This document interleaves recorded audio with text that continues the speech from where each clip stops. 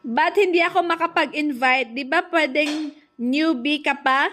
Yes, pwede mag-invite kapag newbie kayo. Punta lang po kayo sa invite section sa profile nyo. Andun yung invite. Tapos i-click nyo lang yung share. I-copy nyo lang yung link nyo doon. Tapos i-share nyo sa mga ma-invite nyo.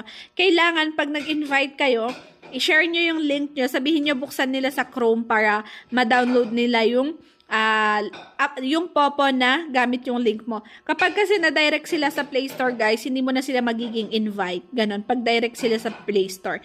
Tapos, mas maganda, agent kayo pag nag-i-invite kayo para invite nyo sila, ipalagay nyo sa agency nyo o di at least may commissions pa kayo pag nag-active yung inyong mga mai-invite. Ayan. So, dito sa Popo, guys, live, tasking, araw-araw, ipon-ipon ng points to withdraw hanggang sa makaipon kayo ng minimum withdrawal. Ang minimum dito is 100,000 na points